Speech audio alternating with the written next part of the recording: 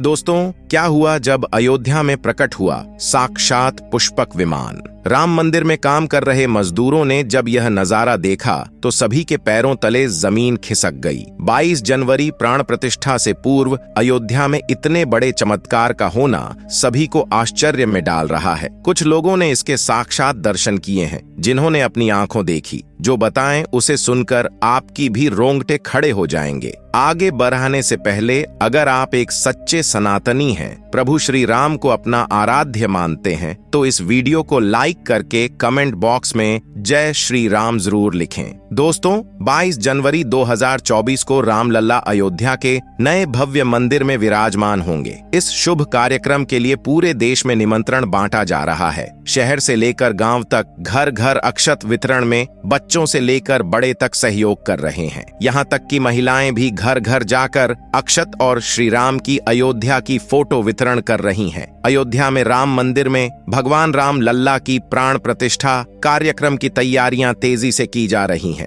इस कार्यक्रम को बेहद भव्य बनाने के लिए कोई कसर नहीं छोड़ी जा रही है। इस बीच राम मंदिर निर्माण का कार्य भी तेजी से किया जा रहा है। मंदिर निर्माण में जो लक्ष्य लिया गया था, उसमें लगभग 80% कार्य हो चुका है। 70 खंभों पर मूर्तिकारी का काम चल रहा है। पिछले दिनों त्योहार की वजह से यह धीमा पड़ गया था, लेकिन अब वह भी तेज गति से पूरा हो जाएगा। निर्माण कार्य जल्द से जल्द पूरा करने के लिए सभी मजदूर रात दिन मेहनत कर रहे हैं। लेकिन 10 जनवरी की रात कुछ ऐसा चमत्कार हुआ जिसे देखकर सभी मजदूरों के होश उड़ गए। जब रात्रि के समय सब मजदूर अपना काम निपटाकर तंबू में सो रहे थे, उसी समय अचानक से उन्हें वहां कुछ हलचल महसूस हुई। सुरेश नाम के एक मजदूर ने जब तंबू से बाहर झांक कर देखा तो उसे राम मंदिर के परिसर कुछ अजीब सी पीली चमकती हुई चीज दिखाई दी। उसने अपने साथियों को जगाना चाहा, लेकिन कोई भी उसके साथ नहीं आया। जब हिम्मत करके सुरेश जब राम मंदिर परिसर में पहुंचा तो वहां का नजारा बहुत चौंकाने वाला था, क्योंकि वहां पर उसे एक बहुत ही दिव्य चमत्कारिक विमान दिखाई दिया, जिसका आकार मोर के समान था, जो दिखने में काफी सुंदर और तेज से परिपूर्ण था, जो कि राम मंदिर परिसर में पिछले क्षेत्र में उतर रहा था। लेकिन उस विमान को नियंत्रित कौन कर रहा था, यह समझ नहीं आ रहा था, क्योंकि उस विमान में इतना तेज था कि सामान्य आंखों से नहीं देखा जा सकता था। लेकिन समझ में कुछ ऐसा आ रहा था मानो स्वयं साक्षात भगवान राम पुष्पक विमान के माध्यम से अयोध्या में उतर रहे हों। सुरेश ने यह चमत्कार अपनी आंखों से देखा, लेकिन अचानक से ही वह बेहोश हो गया, क्योंकि वह उसके तेज को कुछ सहन नहीं कर पा रहा था। सुरेश जब सुबह उठा तो वह उसी स्थान पर मौजूद था और उसके साथ ही मंदिर निर्माण कार्य पूरा करने के लिए जा रहे थे। उसने सभी को रोककर रात्रि की सच्चाई बताई, लेकिन सभी उसकी हंसी उड़ा रहे थे। लेकिन सुरेश मन ही मन समझ चुका था कि प्रभु श्री राम अयोध्या आ चुके हैं। यह उसके लिए सौभाग्य था कि उसे इतना सुंदर दृश्य देखने को मिला, जहां शायद उसने साक्षात पुष्पक विमान के दर्शन किए थे। यानी कि प्राण प्रतिष्ठा से पहले अयोध्या प्रकट हुआ साक्षात पुष्पक विमान। दोस्तों, देश के अलग अलग हिस्सों में कई बार अजीब सी आकृति के विमान देखे गए हैं, जिनका संबंध कई बार तो एलियन के साथ जोड़कर भी देखा जाता है। यानी कि अयोध्या में उस रात्रि को मोर की आकृति का विमान देखना वास्तव में प्रभु श्री राम का ही कोई संदेश हो सकता है। लेकिन क्या यह विमान सचमुच में पुष्पक विमान है? इसकी आखिर क्या गारंटी है? इसे समझने के लिए हमें पुष्पक विमान के रहस्य को अच्छे से जानना पड़ेगा। आगे आपको पुष्पक विमान का रहस्य बताएंगे, जिसे समझकर आपको यकीन होगा कि अयोध्या में पुष्पक विमान का प्रकट होना कलयुग का सबसे बड़ा चमत्कार है। रामायण पुष्पक विमान का जिक्र है, जो पहले कुबेर के पास था। इसके बाद रावण ने उसे अपने सौतेले भाई कुबेर से लंका समेत बलपूर्वक हथिया लिया था। फिर रावण इसी के जरिए कहीं भी आता जाता था। रावण को हराने के बाद यह विमान श्री राम के पास आ गया। वह जीत हासिल करने के बाद इसी विमान के कहीं जगह होते हुए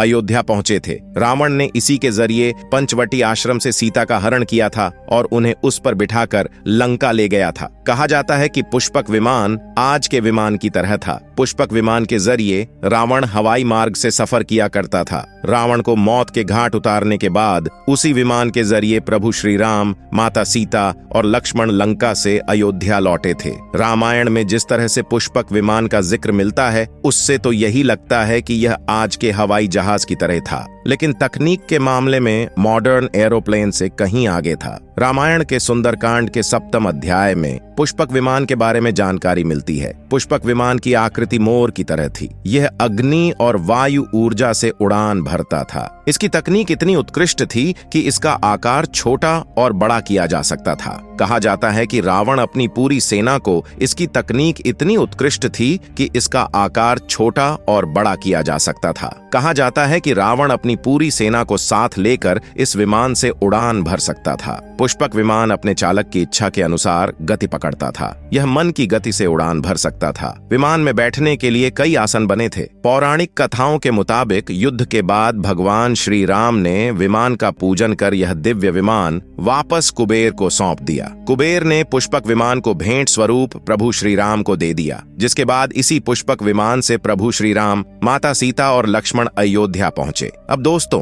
कई हजारों सालों बाद एक बार फिर जब भव्य राम मंदिर का निर्माण हुआ है, तो प्रभु श्री राम अपने भाई लक्ष्मण और मां का सीता के साथ एक बार फिर से अयोध्या धाम पहुंच रहे हैं। वह भी अपने इसी पुष्पक विमान पर, जिसका नजारा वहां के मजदूर अपनी आंखों से देख चुके हैं। रामायण के प्रसंग में कहा गया है कि जब माता सीता को हरण करके रावण ले जा रहा था, तो रास्ते में जटायु ने अपने चोंच से रावण को चोट पहुंचाई थी। उस समय रावण पुष्पक विमान में ही मौजूद था। इसके बाद रावण ने तलवार से जटायु को लहूलुहान कर दिया था। जटायु घायल होकर जमीन पर गिर गए। जब सीता को खोजते हुए राम पेड़ पौधे और पक्षियों से पूछते जा रहे थे, तो रास्ते में घायल जटायु से मुलाकात होती है। मरणासन्न पड़े जटायु ही राम को बताते हैं कि रावण सीता को हरण करके किस दिशा में गया है। लेकिन जब साक्षात प्रभु श्री राम पुष्पक विमान में अयोध्या आ चुके हैं, तो भला उनके परम भक्त जटायु कैसे पीछे रह सकते हैं। अयोध्या में राम लल्ला की प्राण प्रतिष्ठा से पहले जनपद की सीमा में गिद्धों का झुंड दिखाई दिया है। स्थानीय लोग इसे गिद्धराज जटायु से जोड़कर देख रहे हैं। वे इसे शुभ संकेत भी मान रहे हैं। मिल्कीपुर तहसील क्षेत्र के गांव धरौली में पिछले 10 से 12 दिनों से गिद्धों का झुंड वास कर रहा था। हालांकि उस गांव से गिद्ध उड़ गए हैं, लेकिन अयोध्या की सीमा में यहाँ वहां दिखाई दे रहे हैं। गांव वालों का कहना है कि पिछले 20 वर्षों से हम लोगों ने इलाके में गिद्ध नहीं देखे। अब जब राम मंदिर बन रहा है, तो इस गांव में लगभग 50 की संख्या में गिद्ध आकाश में दिखाई दे रहे हैं। उनमें से 10-12 गिद्ध गांव में ही सैमल के पेड़ पर वास कर रहे थे। गिद्धों के दिखने की घटना को ज्यादातर लोग राम से जोड़कर देख रहे हैं और शुभ संकेत भी मान रहे हैं। 22 जनवरी को होने वाले प्राण प्रतिष्ठा के समारोह में देश के प्रधानमंत्री नरेंद्र मोदी ने देश विदेश की कई महान हस्तियों को निमंत्रण दिया है। लेकिन आपको जानकर हैरानी होगी, नेपाल में भी कुछ विशेष लोगों को समारोह में आने का निमंत्रण दिया गया है। इसके पीछे का रहस्य जानकर आपके भी होश उड़ जाएंगे, क्योंकि नेपाल को भगवान श्री राम का ससुराल कहा जाता है। क्योंकि नेपाल एक समय पर जनकपुर धाम था, जहां के राजा थे राजा जनक, और उनकी पुत्री मां सीता वहीं पर भूमि में से प्रकट हुई थी। जनकपुर धाम, जिसे मिथिला भी कहा जाता था। मिथिला संस्कृति में यह मान्यता है कि जब बेटी का गृह प्रवेश होता है, तो उसके मायके से तोहफा और अन्य सामग्री भिजवाई जाती है। इसी परंपरा के मुताबिक जब प्रभु राम का मंदिर में गृह प्रवेश होगा, तो सीता जी की ओर नेपाल से अयोध्या उपहार आ रहे हैं, जिसे बिहार यात्रा का नाम दिया गया है। राम मंदिर की प्राण प्रतिष्ठा के लिए भगवान राम के ससुराल नेपाल के जनकपुर से कपड़े, फल और मेवा के साथ साथ उपहारों से सजे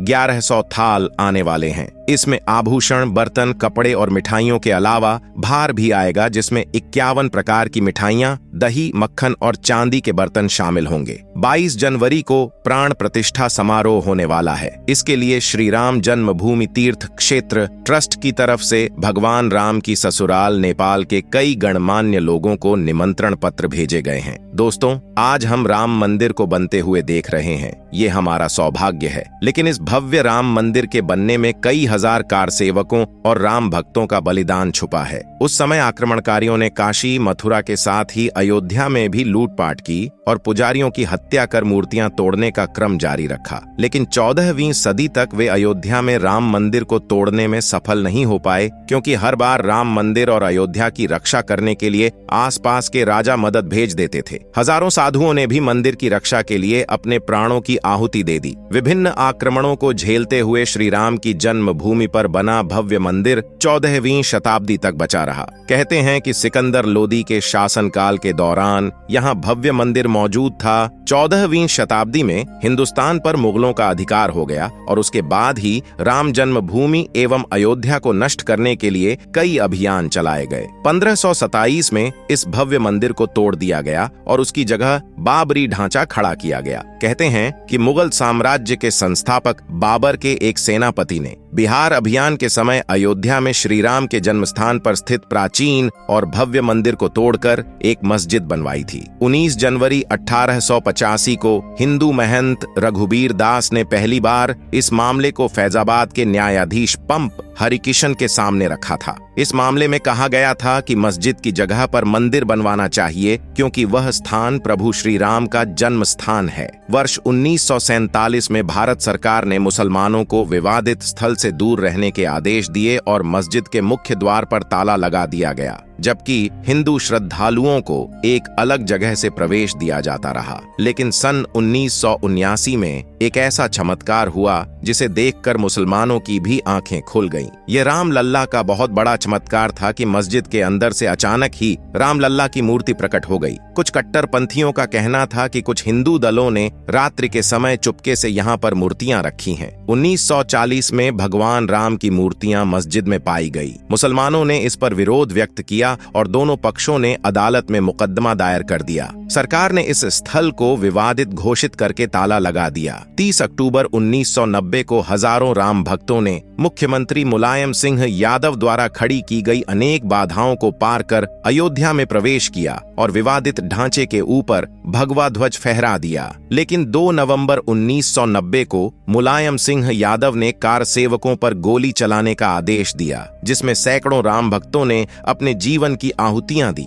सरयू तट राम भक्तों की लाशों से भर गया था। इस नृशंस हत्याकांड के बाद अप्रैल 1991 को उत्तर प्रदेश के तत्कालीन मुख्यमंत्री मुलायम सिंह यादव को इस्तीफा देना पड़ा। उस समय कोठारी बंधुओं के बलिदान की चर्चा खूब रही। दिसंबर 1992 को जब विवादित ढांचा गिराया गया, उस समय राज्य में कल्याण सिंह की सरकार थी। उस दिन सुबह करीब 10:30 बजे हजारों लाखों की संख्या में कार सेवक पहुंचने लगे। दोपहर में 12 बजे के करीब कार सेवकों का एक बड़ा जत्था मस्जिद की दीवार पर चढ़ने लगता है। लाखों की भीड़, दास को संभालना सभी के लिए मुश्किल हो गया। दोपहर के 3:40 पर पहला गुंबद भीड़ ने तोड़ दिया और फिर 5 बजने में जब 5 मिनट का वक्त बाकी था, तब तक पूरे का पूरा विवादित ढांचा जमींदोज हो चुका था। भीड़ ने उसी जगह पूजा अर्चना की और रामशिला की स्थापना कर दी। मुख्यमंत्री कल्याण सिंह का साफ आदेश था कि कार सेवकों पर गोली नहीं चलेगी। इस महान कल्याण सिंह जी को हम शाश्वत प्रणाम करते हैं। दोस्तों,